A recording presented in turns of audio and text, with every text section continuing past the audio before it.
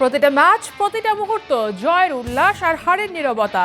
মাঠের খেলা, টেবিলের খেলা, আবেগ, অ্যাকশন আর বিশ্লেষণ।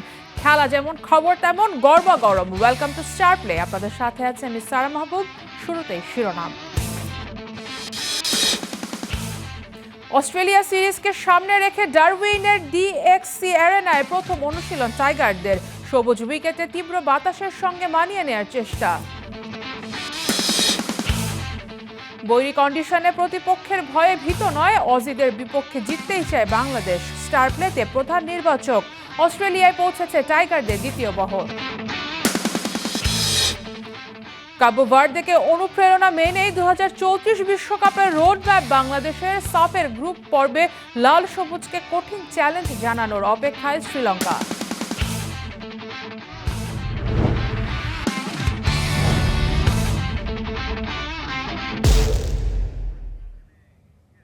শুরুতেই ক্রিকেট।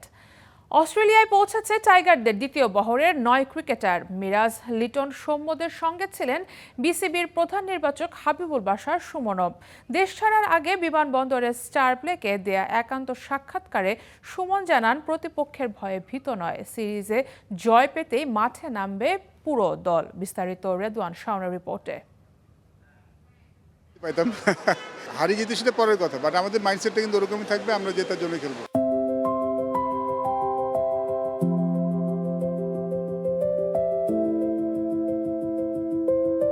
ক্রিকেটটা নাকি আর চলে না। জিম্বাবুয়ের বিপক্ষে একটা খারাপ সিরিজ, আর তাতেই সোশ্যাল মিডিয়ায় 6 লাভ ক্রিকেটারদের সমালোচনায়। তবে এমন দৃশ্য দেখে আপনি বলতেই পারেন, দিন শেষে বাংলাদেশে মানুষ ক্রিকেটটাই চেনে। 23 বছর পর অস্ট্রেলিয়ার মাটিতে টেস্ট খেলবে বাংলাদেশ। ঐতিহাসিক তো বটেই, টাইগারদের জন্য সবচেয়ে বড় চ্যালেঞ্জটা নাহিদ রানার অনুপস্থিতি। পেসারদের স্বর্গরাজ্য, দলে নেই স্পিড স্টার। তবে শেষ সময়ে লিটনের সংযুক্তিতে কিছুটা স্বস্তিতে বাংলাদেশ, যদিও প্রধান নির্বাচকের কাছে নাহিদের না থাকাটাই প্রথম আক্ষেপ। শেষ পর্যন্ত লিটনকে পেলেন, এটা আসলে কতটা স্বস্তিদায়ক ছিল আপনাদের? খুব ভালো তো নাহিদ রানা যদি পাইতাম। It's a plus point definitely. আমাদের ব্যাটিংয়ের ইউনিটে খুব ইম্পর্টেন্ট পার্ট, স্পেশালি টেস্ট ম্যাচে সব ফরম্যাটেই। সো ওকে পাওয়াটা একটা প্লাস পয়েন্ট। এখন দেখ, নাহিদকে তো পাবো না, ফুলকেও পাই, সেই আশায় আছি। টেস্ট খেলতে প্রথম বহরে 31 জুলাই দেশ ছেড়েছে 17 জন। বাকি থাকা হাসান, মুমিনুল, জাকের, সৌম্যরা দ্বিতীয় বহরে দেশ ছেড়েছেন রোববার রাতে। সিরিজে জয় পরাজয়ের কথা না ভেবে পজিটিভ ক্রিকেটটাই খেলতে চায় টাইগাররা। আমরা তো শুধু ভালো খেলতে যাই না, এখন আমাদের কাছে ভালো খেলার মানে কিন্তু জয় চিন্তা করা। আমরা পজিটিভ মাইন্ডসেট নিয়ে যাচ্ছি, হারি জিতে সেটা পরের কথা, বাট আমাদের মাইন্ডসেটটা কিন্তু ওরকমই থাকবে, আমরা জেতার জন্য খেলবো। সবাই যখন বিমানবন্দরের 2 নম্বর টার্মিনাল দিয়ে অস্ট্রেলিয়ার পথ ধরেছেন, ওয়ানডে কাপ্তান লিটন বেছে নিয়েছেন ভিআইপি গেট। 13 আগস্টের প্রথম টেস্টে এই লিটনকেই তো নিতে হবে ব্যাটিং অর্ডারের গুরুত্বপূর্ণ দায়িত্ব। Redwan Shaon, star play, Dhaka. অস্ট্রেলিয়ার বিপক্ষে 2 ম্যাচের টেস্ট সিরিজকে সামনে রেখে ডারউইনের ডিএক্সি অ্যারেনায় প্রথমবার অনুশীলন করেছে টাইগারদের প্রথম বহরে থাকা ক্রিকেটাররা। এসব বিষয়ে বিস্তারিত জানাতে হোম অফ ক্রিকেট থেকে সরাসরি যুক্ত হচ্ছেন রিপোর্টার মামুনুর রশিদ। মামুন, ডারউইনে অফিসিয়াল অনুশীলন শুরু করলো বাংলাদেশ, দ্বিতীয় বহর আজ পৌঁছেছে।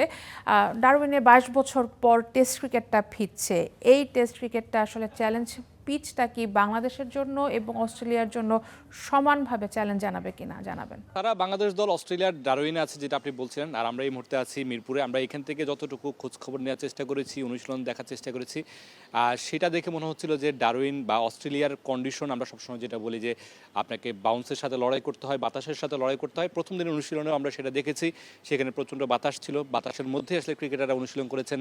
তাসকিন আহমেদকে আমরা দেখেছি, পেস বল করছেন তিনি, অমিত হাসান, সাদমান, নাজমুল হোসেন শান্ত, তারা দীর্ঘ সময় ধরেই পেস বোলারদের মোকাবেলা করেছেন এবং সেখানে হেড কোচ ফিল সিমন্স থেকে শুরু করে মুশতাক আহমেদ তারা ছিলেন। এবং সেইখানে বাউন্সের যে মাত্রাটা, সেটা আমরা অনুশীলন গ্রাউন্ডেও দেখেছি, বা নেটে যেখানে প্র্যাকটিস করেছেন সেখানেও আমরা দেখেছি, এবং বাতাসেরও একটা বেগ ছিল। এবং আরেকটা আভাস আমরা পাচ্ছি যে অস্ট্রেলিয়ার যে কন্ডিশনে খেলা হবে, ডারউইনের যে মাঠে খেলা হবে, সেই মাঠে যে 5 দিনের টেস্ট, সেটা হয়তো বা 5 দিনে নাও গড়াতে পারে। সেখানকার কন্ডিশনে পেসাররা এত বেশি সুবিধা পেয়ে থাকেন বা পাবেন, সেখানে হয়তো বা 3-4 দিনে হয়তো বা টেস্টের রেজাল্ট হয়ে যেতেও পারে। ব্যাটারদের জন্য সবচেয়ে বেশি চ্যালেঞ্জ সেখানে অপেক্ষা করছে। তো বাংলাদেশ দল সেই চ্যালেঞ্জের জন্য, সেই কন্ডিশনের সাথে মানিয়ে নেওয়ার জন্য তারা আসলে প্রথম দিনটাতে নিজেদেরকে যতটুকু মানিয়ে নেওয়া যায় সেই মানিয়ে নেওয়ার চেষ্টাটাই করেছেন। তারা হয়তো বা পুরো দমে অনুশীলন কালকে থেকে শুরু করবে। আপনি যেটা বলছিলেন যে আজকে শুধুমাত্র প্রথম বহরে যারা গিয়েছিলেন তারা অনুশীলন করেছেন, সেকেন্ড বহর হয়তো বা আগামীকাল থেকে বাংলাদেশ দল এই প্রথম বহরের সাথে যুক্ত হবেন, তারা সেখানে অনুশীলন শুরু করবেন এবং 6 তারিখে তাদের একটা প্রস্তুতি ম্যাচ আছে কন্ডিশনের সাথে মানিয়ে নেওয়ার জন্য। যে ব্যাপারগুলো থাকে সেই বিষয়গুলো তারা ম্যাচের আগে হয়তো বাংলাদেশ দল লম্বা একটা সময় পাচ্ছে নিজেদেরকে মানিয়ে নেবেন এবং বাংলাদেশের প্রতিটা ক্রিকেটার প্রফেশনালি তারা হয়তো বিষয়গুলোকে হ্যান্ডেল করবেন। সারা, মামুন, ধন্যবাদ। মিরপুর থেকে যুক্ত হয়েছিলেন সহকর্মী মামুনুর রশিদ। ইনজুরিতে থেকে ফিরে অস্ট্রেলিয়ার বিপক্ষে দেশ ছাড়ার আগে দীর্ঘ সময় ব্যাটিং অনুশীলন করেছেন লিটন দাস। কন্ডিশনের বিবেচনায় মেডিকেল ইউনিটের গ্রিন সিগন্যাল পেলে প্রথম টেস্টে লিটনকে খেলানোর পক্ষে বিসিবি কোচ মোহাম্মদ সালাউদ্দিন। আশাবাদী জাকের আলী অনেককে নিয়েও।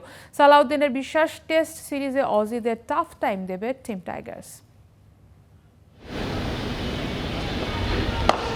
এই ছবিটা টাইগার ক্রিকেটের জন্য স্বস্তির। পূর্ণ রিদমে বোলিংয়ে শরীফুল, ব্যাটার লিটন কুমার দাস। অবশেষে যেন বর্ষা এলো। অস্ট্রেলিয়ার বিপক্ষে টেস্ট সিরিজ খেলতে দেশ ছাড়ার আগে প্রায় মিনিট 30 সেন্টার উইকেটে ব্যাটিংয়ে এলকেটি।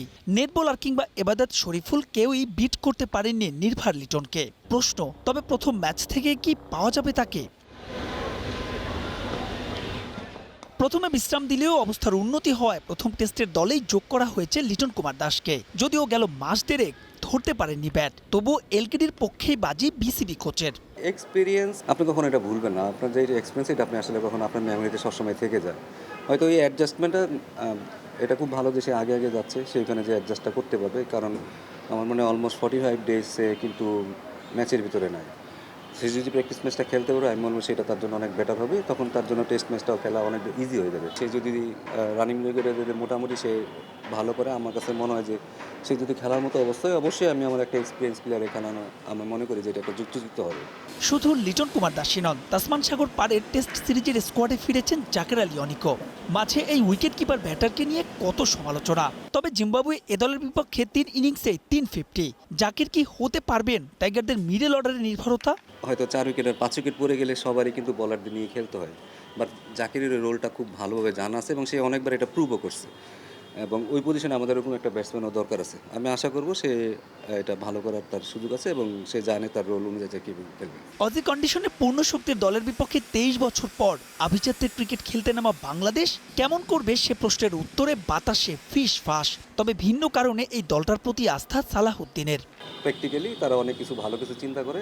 যেহেতু এক্সপিরিয়েন্স, আমার মনে হয় তারা যদি বাইরে আমাদের যে 4টা টেস্ট আছে, আমি আশা করবো যে এখান থেকে যদি আমরা কিছু ম্যাচ ভালো করতে পারি, তখন দেশে যখন আমাদের বাকি 4টা ম্যাচ আছে, যদি আমরা 4টা ম্যাচ জিতে যাই তাহলে আমরা মনে হয় যে টপ 1, 2, 3 মধ্যে থাকতে পারবো। জাতীয় দলের দায়িত্ব ছেড়ে এইচপি ইউনিট নিয়ে কাজ করলেও আক্ষেপ নেই সালাউদ্দিনের। অন্য সবার মতোই জোড়া টেস্ট সিরিজে মিস করবেন পেসার নাহিদ রানাকে। আমিও খুব এক্সাইটেড ছিলাম যে কবে দেখবো নাহিদ রানা অস্ট্রেলিয়ান ব্যাটসম্যানদের আসলে বাউন্সার মারতেছে। মাহবুব রিমন, স্টার প্লে, ঢাকা। অস্ট্রেলিয়ার পিচ মানে কি পেসারদের রাজত্ব? এখানে খেলা মানেই গতির ঝড় উঠবে মনে করা হলেও অস্ট্রেলিয়া বাংলাদেশ সিরিজের প্রথম টেস্ট ডারউইনের পিচ ইতিহাস বলে ভিন্ন কথা। তাহলে কি ডারউইনের মারা স্টেডিয়ামে সুবিধা পাবে টাইগাররা?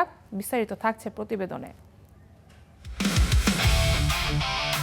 22 বছর পর আবারও টেস্ট ক্রিকেট ফিরছে ডারউইনের মারারা স্টেডিয়ামে। এটা হবে এই ভেন্যুর ইতিহাসে মাত্র 3য় টেস্ট। দুই দলই এরই মাঝে স্কোয়াড ঘোষণা করেছে। তবে মারারা ওভালের ড্রপ ইন উইকেটের আচরণটা বুঝতে কি পেরেছেন সিলেক্টররা? বাংলাদেশ আর অস্ট্রেলিয়া দুই দলের সম্ভাব্য একাদশ মোটামুটি নিশ্চিত। দুই দলই 3 জন পেসার নিয়ে মাঠে নামতে পারে।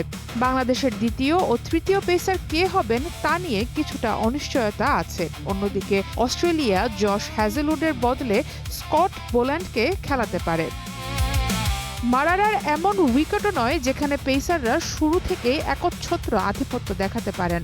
ডারউইনের পুরোপুরি গ্রীষ্মমণ্ডলীয় এলাকা, অনেকটা দক্ষিণ ভারতের মতো গরম আর হিউমিড। বরং এই ধরনের কন্ডিশনে আদর্শ সমন্বয় হওয়া উচিত ছিল অন্তত 2 জন, সম্ভব হলে 3 জন স্পিনার আর সর্বোচ্চ 2 পেসার নিয়ে খেলা। অথচ বাংলাদেশ অস্ট্রেলিয়া 2 দলই 3 পেসার নিয়ে নামার পরিকল্পনা করেছে।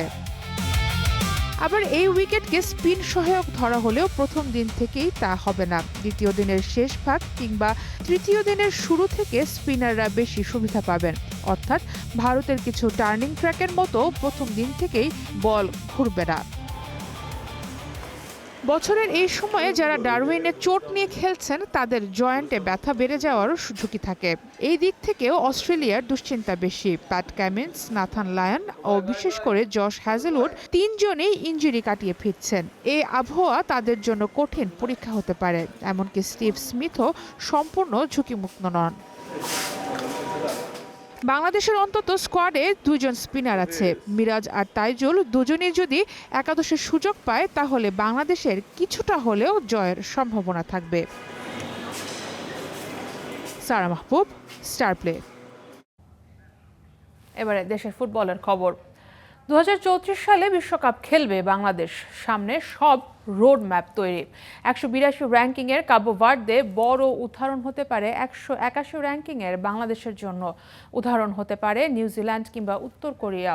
সেই পথে হাঁটতে হলে বাংলাদেশকে বেছে নিতে হবে 2টি পথ। বিস্তারিত মামুনুর রশিদের বিশ্লেষণে।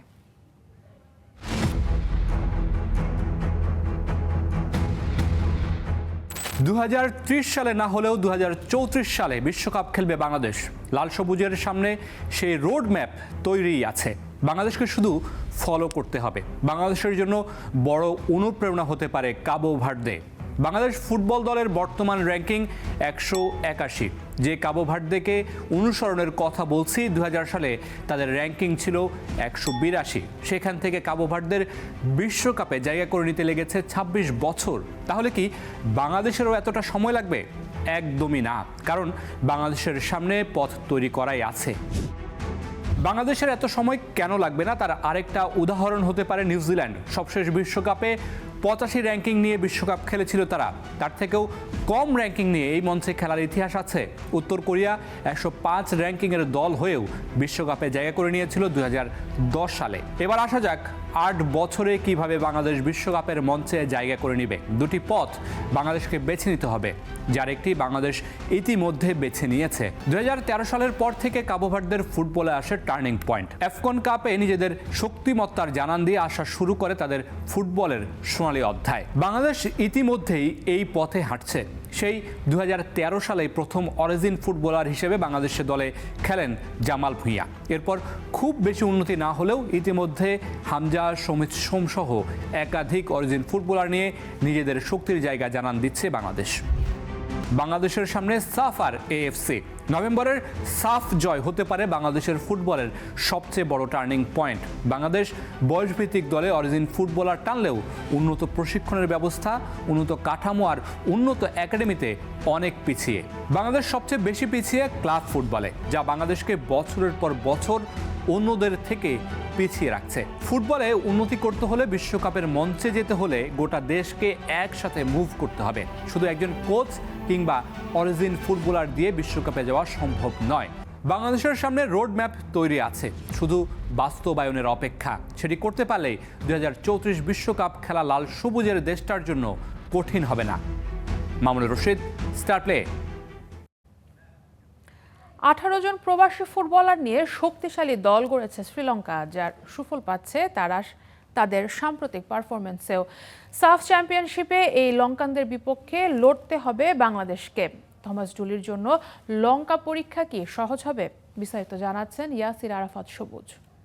ইংল্যান্ড থেকে 7 জন, নরওয়ে ও সুইডেন থেকে 3 জন করে, অস্ট্রেলিয়া ও জার্মানি থেকে 2 জন করে এবং সুইজারল্যান্ড থেকে 1 জন। ট্রান্সফার মার্কেটের দেয়া তথ্য অনুযায়ী শ্রীলঙ্কা জাতীয় দলের 26 জনের স্কোয়াডের এখন 18 জন ফুটবলারই প্রবাসী খেলছেন। হিসাবটা প্রায় শ্রীলঙ্কা দলের 80% ফুটবলার যাদের জন্ম কিংবা বেড়ে ওঠা শ্রীলঙ্কায় নয়।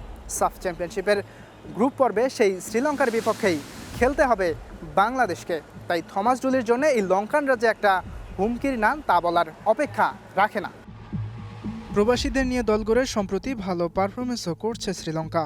তবে এরপরেও লঙ্কানদের থেকে বাংলাদেশকে এগিয়ে রাখছেন সাবেক ফুটবলাররা। শ্রীলঙ্কাতে অনেকগুলো আপনার প্রবাসী ফুটবলার আছে, তো তাদের জায়গা থেকে বেস্ট আপনার এফোর্টটা দিবে। তো আমার কাছে মনে হয় যে শ্রীলঙ্কার যে প্লেয়ারগুলো আছে তাদের থেকে আমাদের বাংলাদেশে বর্তমান যে স্কোয়াড যেটা আছে সেটা অনেক কোয়ালিটি। তো হোপফুলি আমি ওইখানে বাংলাদেশকে এগিয়ে রাখতে চাই। বাংলাদেশ জাতীয় দলেও এখন অনেক প্রবাসী ফুটবলার খেলছেন, তবে সংখ্যাটা শ্রীলঙ্কার মতো নয়। লাল সবুজের জার্সিতে 6 থেকে 7 জন অরিজিন ফুটবলার নিয়মিত জায়গা করে নিচ্ছেন।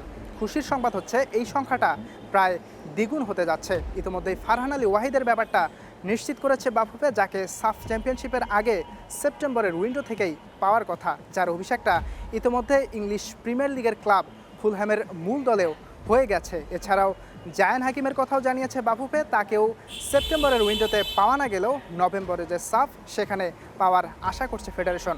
এই 2 জন তারকা ফুটবলারকে ছাড়াও আরও 3 জন ফুটবলারকে জাতীয় দলে অন্তর্ভুক্তি করার পরিকল্পনা করছে বাফুফে। তাদের প্রোফাইলটা এখন থমাস ডুরির কাছে আছে। উনি যদি আমাকে ক্লিয়ারেন্স দেয় যে হ্যাঁ আমি এদেরকে দেখতে চাই, ইন দ্যাট কেস আমি তাদেরকে ডাকবো সেপ্টেম্বর উইন্ডোর জন্য।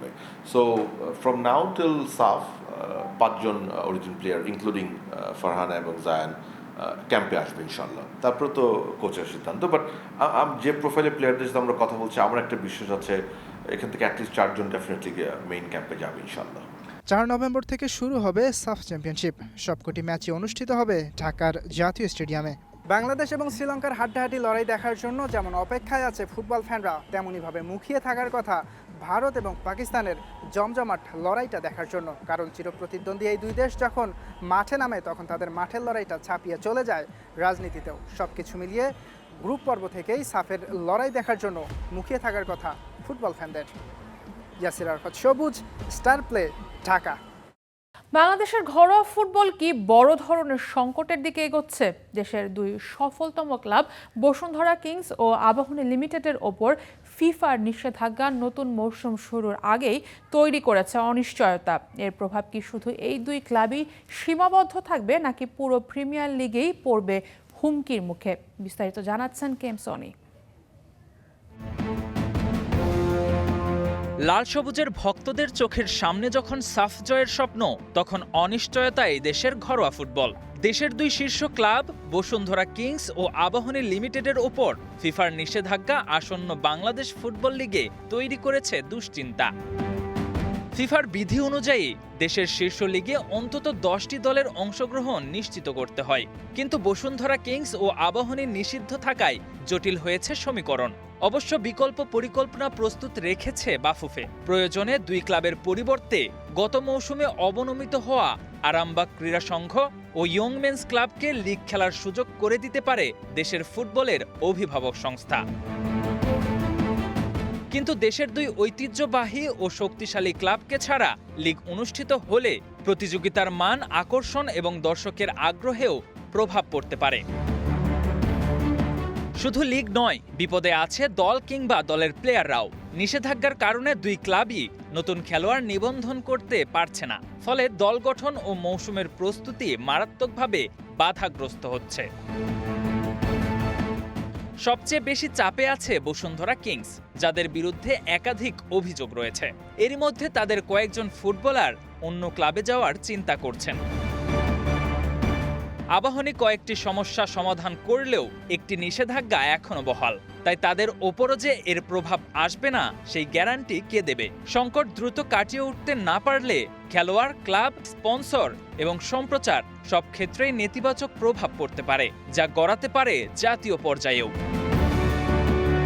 KM Sony, star play. আজকে খেলাও থামে না, খবরও না, সাথেই থাকুন স্টার প্লে।